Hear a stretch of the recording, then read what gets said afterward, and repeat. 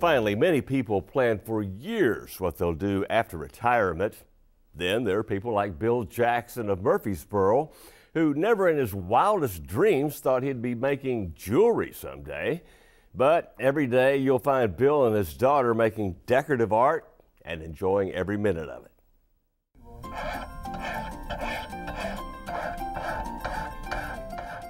This gorgeous hand-carved wooden carousel horse is the reason Bill Jackson and his daughter Elisa Ferris make jewelry.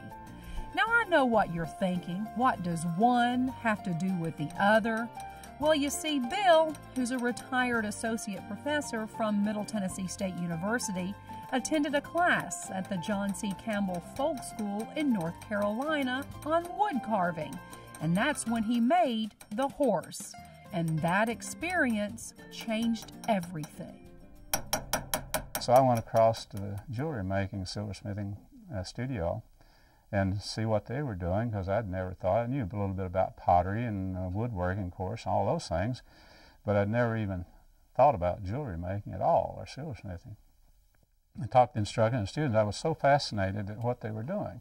Bill immediately signed up for the next jewelry making class. Despite his excitement, at first he admits he was a little bit frustrated with making jewelry. I just couldn't really relate to the way the women in the class were with jewelry. Well, about the third day, the instructor said, you know, we got something here if you want to try it. She had a little pill box, sterling silver pill box that she had made, and said, somebody might want to try this.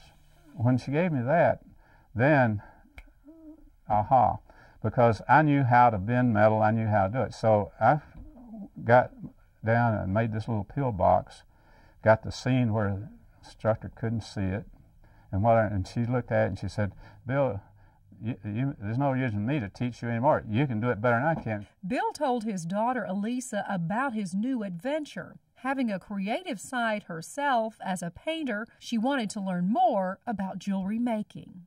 Here I am in a little house and no time to paint or do anything creative at all, and I was going crazy, and Dad told me how to do the wire wrapping, and that was something I could set up in the corner of the house.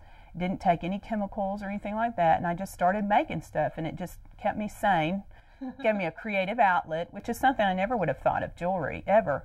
The father-daughter duo first made what's called wire-wrapped jewelry, a good starting place for beginners. Then about 18 months later, Elisa moved back home to Tennessee. She couldn't wait to expand her skills alongside her father.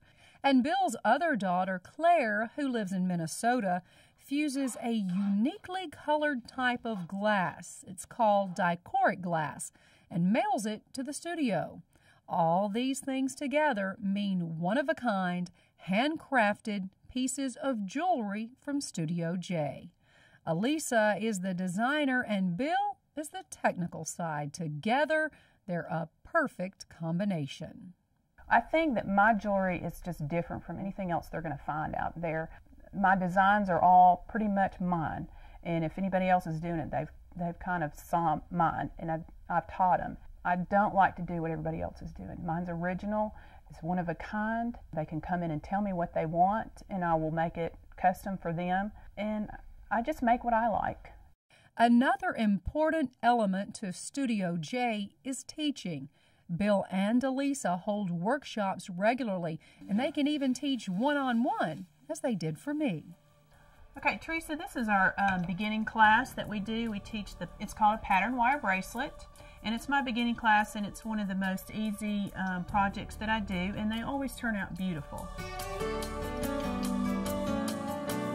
And then you start twisting, and you just kind of pull on it a little bit. Oh my, it's making the little swirls.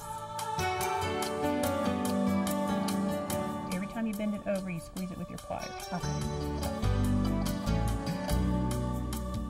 And there you go. And there you go. Voila. See, anybody can do it.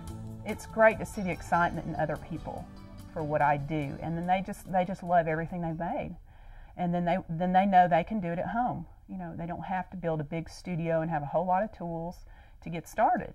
I can't help it. I can't help but share. I'm excited about what I do. I love what I do. If somebody else loves that too, then I just want to help him do the same thing. While Elisa thanks her father every day for turning her on to jewelry and helping her with her ideas, she also has to thank her mother, Dorothy. I wouldn't be able to spend the time out here if she didn't watch the boys for me and cook lunch for me, and she really takes good care of us. Bill says he always pictured himself in his retirement days woodworking in this very shop with his 2 sons.